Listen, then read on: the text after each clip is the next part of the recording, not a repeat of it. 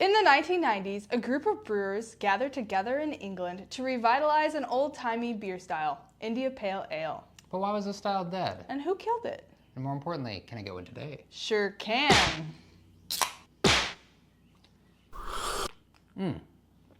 That's good. What is it? It's beer.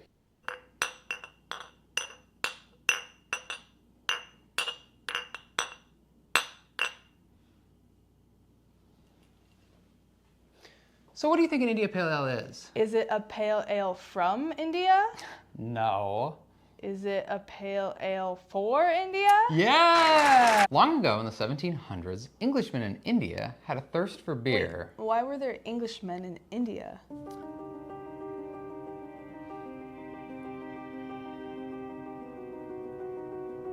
At the time, India was considered too hot for brewing, and so the only way to get a beer was for it to be shipped there on a ship. So ship it they did. Brewers sent pale ales, porters, and strong ale they called October beer.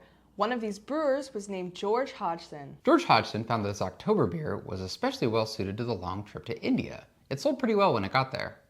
People in India referred to Hodgson's beer as pale ale because it was pale in color, but it wasn't actually a pale ale.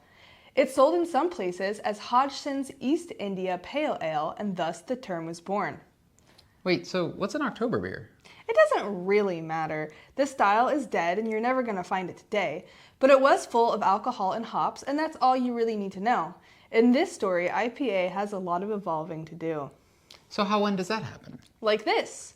George Hodgson eventually died, like most people do, and his son Mark took over the business. Mark went all in on exporting to India and made Hodgson's IPA the tippy-top tier for beer to get when you're here and you're not over here. Then Mark also died. Or did he? And his son, Frederick, took over the previously taken over business. And Frederick was a real meanie pants, always asking for more money for his beer and trying to pay less money to shippers, even going so far as buying his own ships to ship his own beer. And you wouldn't believe it, but the shipping companies hated this. They hated it so much that the director of the East India Company, Campbell Marchbanks, said, "I hate this. I hate this." And so he had a meeting with his friend Samuel Alsop, who owned a brewery in the town called Burton on the River Trent. Oh, yeah, Burton-on-Trent. Is that what they call it? Marchbanks gave Alsop a bottle of Hodgson's beer and said, "I don't like this guy. He's being a real meanie weenie." I'm not saying that.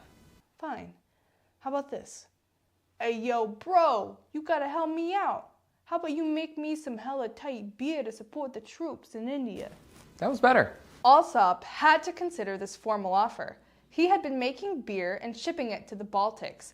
That's Russia.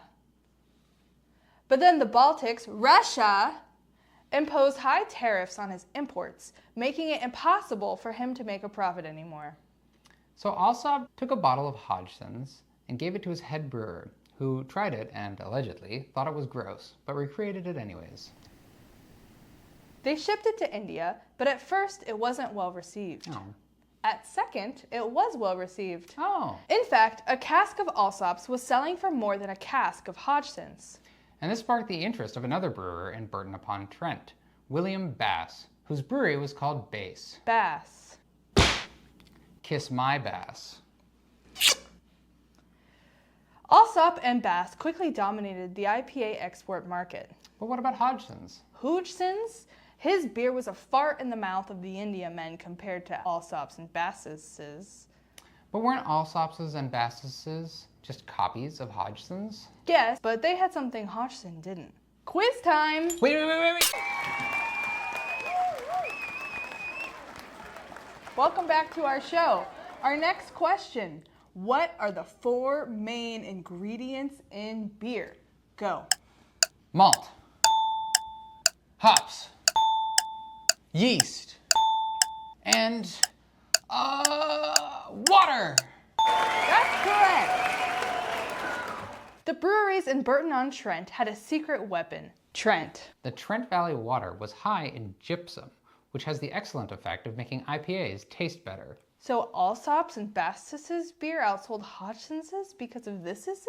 Yeses. And after 100 years of brewing, Hodgson's began to go under. Underwear. Come on! Meanwhile, Burton-on-Trent was booming with brewing. So much so that allegedly people started calling it Beeropolis. Oh, one ticket there, please. And Bass overtook Alsop in beer production and became one of the richest men in England, maybe the world. Oh, I'll drink to that.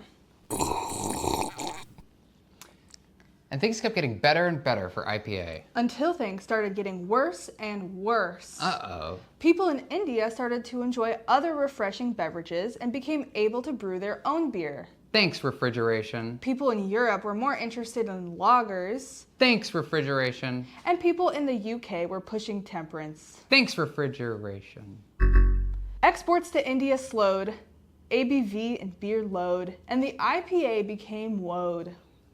With all these changes, you could say IPA was a pale shadow of itself. IPAs were still around, but they were uninteresting to consumers who were occupied with things like world wars and prohibition, civil rights, and lagers. By the time the craft brewery movement came about in the 70s and 80s, the style had almost entirely been forgotten. So what brought IPA back? Craft brewers. And why brought IPA back? For fun.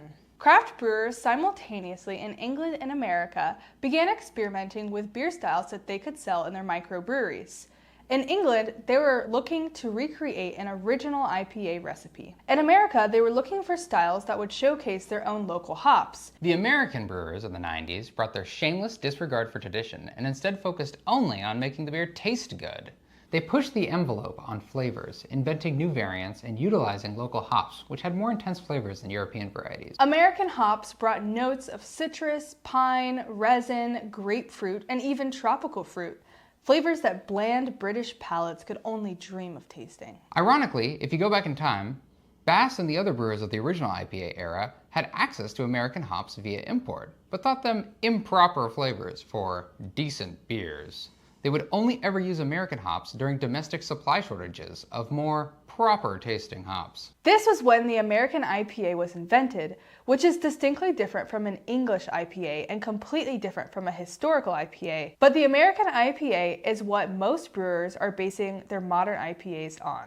Some American IPAs from this early revitalization period are Harpoon, IPA, Lagunitas, IPA, Sam Adams, IPA, and Firestone Walker's Union Jack. they often get looped into the more modern category of West Coast IPA. These early American IPAs walked so today's brewers could run. Today, we have double IPAs, triple IPAs, milkshake IPAs, hazy IPAs, New Zealand IPAs, double IPAs, triple IPAs. We have rye IPAs, we have black IPAs, we have New Zealand IPAs, and I'm sure a new style of IPA has been invented since I started this sentence. And all this hubbub isn't just happening in America. It's happening all over the place. From Spain to Morocco to Ukraine to Japan to Australia, New Zealand, Brazil. We live in a golden age of IPAs where you can walk into a brewery or bottle shop and pick from a variety of this once obscure style. Do you think there's too many IPAs? What? Just sometimes I get the feeling we've forgotten about other beer styles. Do you think that there can be such a thing as too much IPA? Well, maybe, but the rule of beer is to drink what you like. And boy, have the people spoken. It's great that we have so much variety in beers to choose from. 40 years ago, before craft breweries existed, few people had this much luxury and choice. It's great that people love IPAs, and it's great that people love pilsners, porters, stouts, and sours. There's a beer for everybody, and that's what makes beer great. Wait, we did this whole video on IPAs, and we never talked about what one tastes like. Why would we do that? Go out and buy one. Go to the store. I don't care what kind of store it is. It could be your grocery store, your liquor store. It could be a bottle shop. If you have one, if you have a bottle shop by your house, you go to the bottle shop. You need to keep going to the bottle shop and keep bottle shops in business, okay? Because those are the places that you want to be selling your beer. Not the liquor store, not the grocery store. Those places are not good at selling beer, actually. But if that's all you have, it's fine, it's fine. Don't worry about it, okay? Just go there, and you go there and you get some beer. You look in their IPA section, you make sure that it's in the refrigerator. If it's an IPA at room temperature on a shelf, do not buy it unless it was literally canned yesterday and they just brought it in, and you see the guy and he's taking it off of the truck. You're in the back of the store and he's taking it off the truck and he's Bye.